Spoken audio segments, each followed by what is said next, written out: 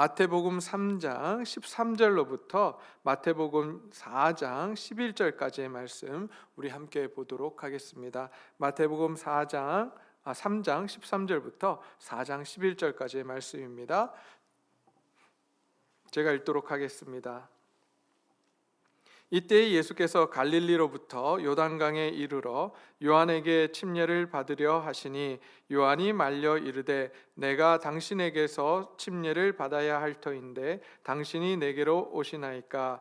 예수께서 대답하여 이르시되 이제 허락하라. 우리가 이와 같이 하여 모든 의를 이루는 것이 합당하니라 하시니 이에 요한이 허락하는지라. 예수께서 침례를 받으시고 곧 물에서 올라오실새 하늘이 열리고 하나님의 성령이 비둘기같이 내려 자기 위에 임하심을 보시더니 하늘로부터 소리가 있어 말씀하시되 이는 내 사랑하는 아들이요 내 기뻐하는 자라 하시니라.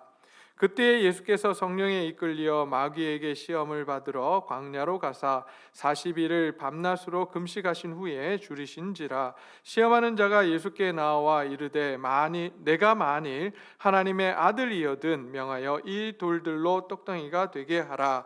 예수께서 대답하여 이르시되 기록되었으되 사람이 떡으로만 살 것이 아니요 하나님의 입으로부터 나오는 모든 말씀으로 살 것이라 하였느니라 하시니 이에 마귀가 예수를 거룩한 성으로 데려가 성전 꼭대기에 세우고 이르되 내가 만일 하나님의 아들이여든 뛰어내리라. 기록되었으되 그가 너를 위하여 그의 사자들을 명하시리니 그들이 손으로 너를 받들어 발이 돌에 부딪히지 않게 하리로다 하였느니라. 예수께서 이르시되 또 기록되었으되 주 너의 하나님을 시험하지 말라 하셨느니라 하시니 마귀가 또 그를 데리고 지극히 높은 산으로 가서 천하 만국과 그 영광을 보여 이르되 만일 내게 엎드려 경배하면 이 모든 것을 내게 주리라. 이에 예수께서 말씀하시되 사단아 물러가라. 기록되었으되 주 너의 하나님께 경배하고 다만 그를 섬기라 하였느니라. 이에 마귀는 예수를 떠나고 천사들이 나와 수종드니라. 아멘. 네, 우리가 어제 새벽 예배를 통해서 새벽 기도를 통해서 침례 요한이 등장한 모습을 보았습니다. 침례 요한이 등장해서 회개하라, 천국이 가까이 왔다, 하나님의 나라가 가까이 왔다라고 하는 사실을 증거하면서 바로 그 하나님의 나라가 바로 예수 그리스도에 의해서 이 땅에 다시 임하게 되었다라고 하는 사실을 말씀을 드렸습니다. 뿐만 아니라 그 임한 하나님의 나라에 들어가기 위해서 우리가 해야 될 일은 무엇이냐면 회개하는 일입니다. 무엇을 회개해야 되는가? 윤리적 도덕적 죄를 회개하는 것이 아니라 내가 나의 삶의 왕이 되어서 살아갔던 것들에 대해서 이제 회개하라고 말씀을 합니다. 왕을 바꾸지 않는다면, 우리의 삶의 왕을 바꾸지 않는다면 하나님 나라에 들어갈 수 없다는 것입니다. 그러기에 침례 요한은 계속해서 이들 향해서 회개하라, 하나님 나라가 가까이 왔다라고 선포하고 있었습니다. 자, 이제 오늘은 그 이후에 이제 예수님께서 요한에게 침례를 받으시는 장면과 이제 사단에게 시험을 받으시는 장면을 우리 함께 살펴보고자 합니다. 오늘 본문 처음에 이렇게 시작을 합니다. 이때에 예수께서 갈릴리로부터 요단강에 이르러 요한에게 침례를 받으려 하시니라고 되어 있습니다. 여기서 이때에라고 하는 이때는 언제냐면 요한이 요단강에서 사람들에게 침례를 주며 회개하라, 하나님 하늘나라가 가까이 왔다라고 외치고 있을 그때에 지금 예수님께서 침례 요한에게 찾아오셨다라고 말씀을 합니다. 자, 그리고 나서 이제 침례를 받으려고 하니까 요한이 이렇게 이야기합니다. 내가 당신에게 침례를 받아야 할 터인데 당신이 내게로 오시나이까? 라고 묻습니다. 그래야 예수님께서 허락하라. 우리가 이와 같이 하여 모든 의를 이룬 것이 합당하다라고 말씀을 합니다. 자, 여기서 우리는 질문을 던질 수 있을 것 같아요. 어떤 질문을 던질 수 있냐면, 예수님께서 굳이 침례를 받으셔야만 하는가? 왜 침례 요한을 찾아가셨는가라고 하는 사실에 대해서 우리는 한번 생각을 해보아야 합니다. 어쩌면 예수님은 침례를 받지 않으셔도 되는 분이셨습니다. 그럼에도 불구하고 예수님께서는 이제 침례를 받으러 우리 침례 요한을 찾아갔습니다. 그렇게 침례 요한을 찾아가서 침례를 받은 이유는 우리 마지막 절에 나오는 17절의 말씀 때문에 그렇습니다. 17절 말씀을 보게 되면 이런 말씀이 나옵니다. 하늘로부터 소리가 있어 말씀하시되 이는 내 사랑하는 아들이요 내 기뻐하는 자라 하시니라 라고 말씀하고 있습니다. 예수님께서 사역을 시작하시기 전에 침례 요한에게 침례를 받으심으로써 하셔야 되는 한 가지 일이 있었는데, 그것이 무엇이냐면 예수님 자신의 정체성을 확인하는 것이었습니다.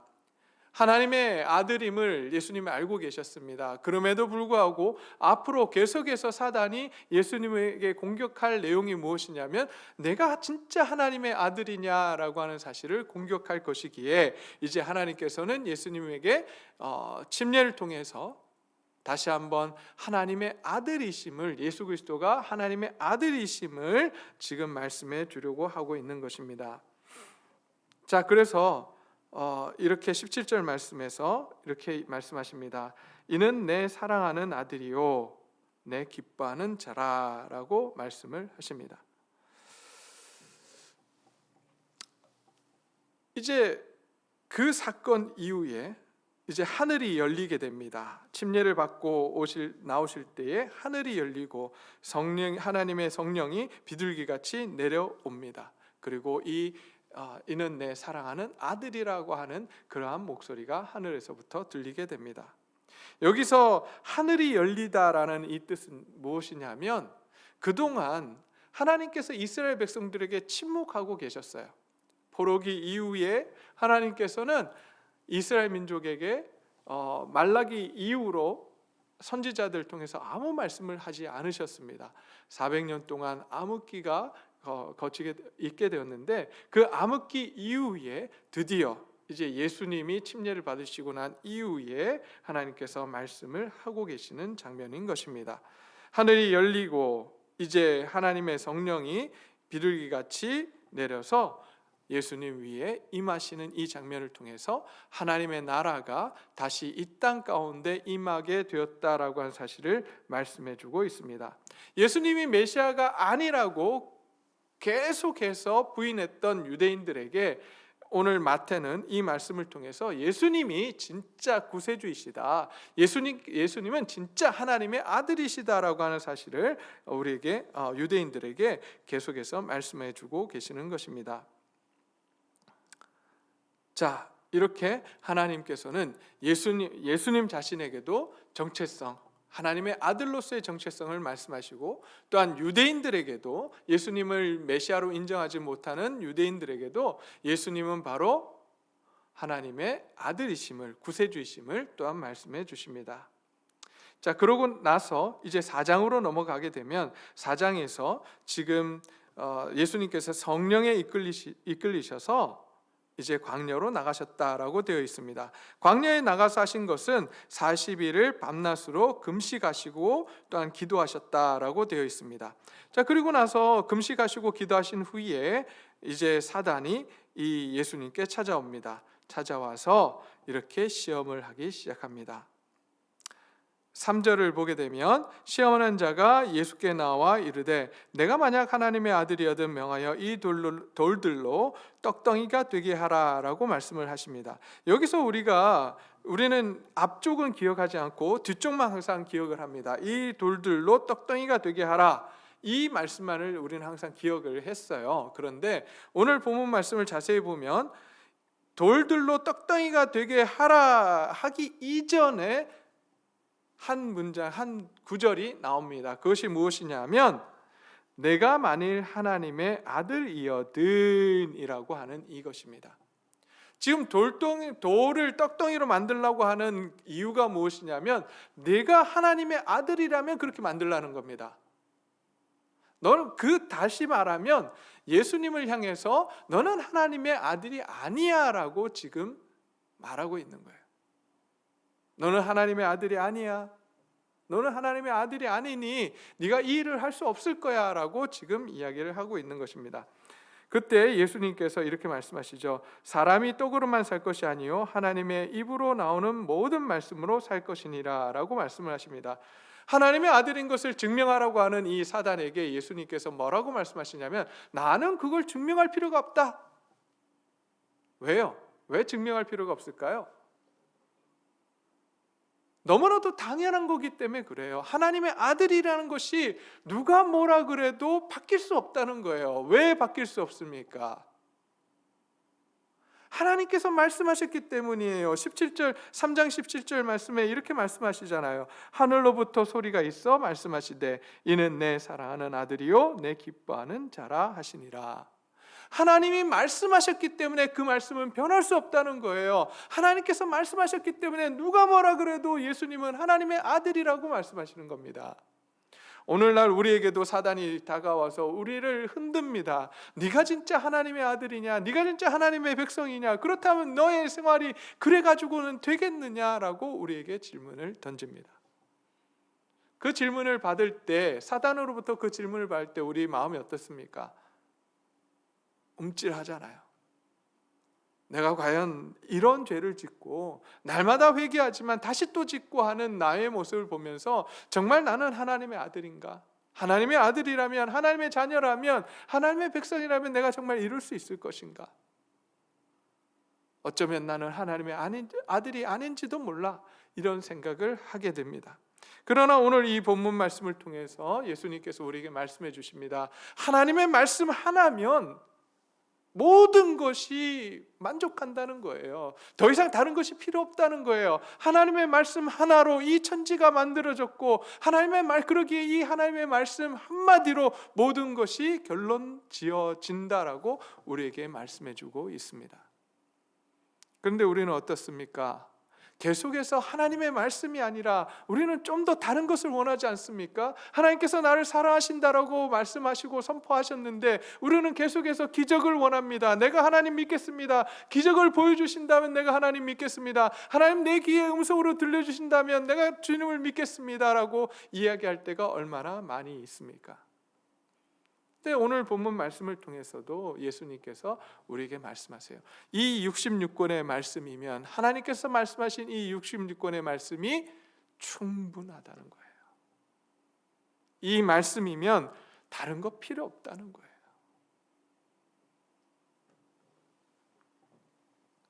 계속해서 사단은 그러한 예수님의 말씀에 두 번째 시험을 가지고 갑니다. 거룩한 성전으로 성전 꼭대기에 올라가서 다시 이렇게 말합니다. 내가 만일 하나님의 아들이여든 뛰어내리라고 합니다. 하나님의 아들이 아니라는 거예요. 또 이야기합니다. 네가 진짜 하나님의 아들이냐? 아니다. 그럼 네가 진짜 하나님의 아들이라면 여기서 뛰어내려봐. 그러면 천사들이 너가 땅에 닿지 않도록 이렇게 받쳐줄 거야 라고 합니다. 이에 대해서 다시 예수님께서 말씀하십니다. 기록되었으되 주 너의 하나님을 시험하지 말라 하였느니라. 다시 말합니다. 네가 아무리 그래도 나는 넘어가지 않는다. 하나님의 말씀 하나로 모든 것이 나는 하나님의 자녀가 되었다라고 말씀합니다. 나의 행동, 나의 행실, 비록 나의 행실이 조금 모자란다 할지라도 하나님의 말씀에 내가 하나님의 자녀라고 말씀하셨기에 그것으로 나는 하나님의 자녀가 되었다라고 말씀합니다. 그리고 더 이상 하나님을 시험하는 일을 하지 않겠다라고 지금 말씀하고 있습니다. 그러자 마지막으로 이제 사단이 이렇게 합니다. 예수님을 모시고 높은 산으로 가서 천하만국과 그 영광을 보여주면서 그 사단에게 엎드려 경배하면 이 모든 것을 사단이 예수님께 주겠다라고 말씀하십니다. 이 말은 무슨 이야기냐면 이 세상의 주인이, 이 세상의 창조주가 하나님인 것 같지 아니라고 지금 이야기하는 겁니다. 사단이 내가 지금 이 모든 권세를 가지고 있다라고 지금 예수님께 말하고 있는 겁니다. 그러자 예수님께서 이렇게 말씀하십니다. 사단아 물러가라, 기록되었으되 주 너의 하나님께 경배하고 다만 그를 섬기라 하였느니라. 아니라는 거예요. 이 세상의 주인은, 그리고 예배 받으실 분은, 우리가 섬겨야 될 분은 단 한 분이라는 거예요. 하나님 한 분, 그 하나님 한 분만이 우리의 왕이 되시고 주인이 되신다는 사실을 지금 말씀해 주고 있습니다. 우리는 어떻습니까? 누구를 섬기고 있습니까?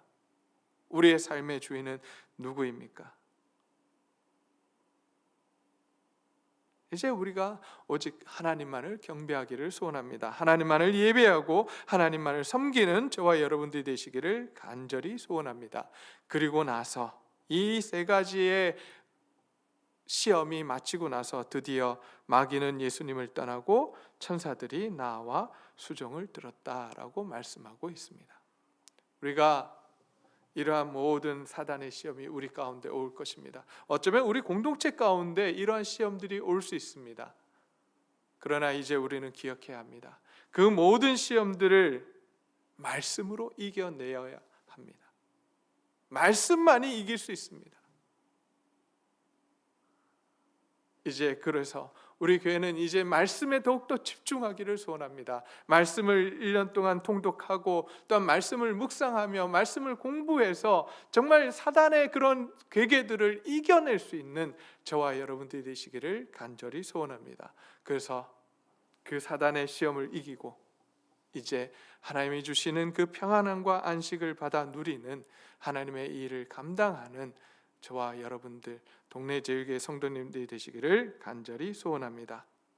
이 시간 우리 이 말씀을 붙들고 우리 기도하기를 소원합니다. 나의 주인이 누구인가? 나는 지금껏 무엇을 의지하며 살아왔는가? 우리 자신들을 돌아보며 하나님 앞에서 결단하기를 소원합니다. 오직 하나님만이 나의 영광을 받으실 분이요 하나님의 말씀만이 이 모든 것의 기준이 되고 나의 삶의 기준이 되면 모든 것을 기본이 된다라고 하는 사실을 우리가 인정하고 나아가는 귀한 시간 되시기를 소원합니다. 자유롭게 기도하시다가 자유롭게 돌아가시기를 바랍니다.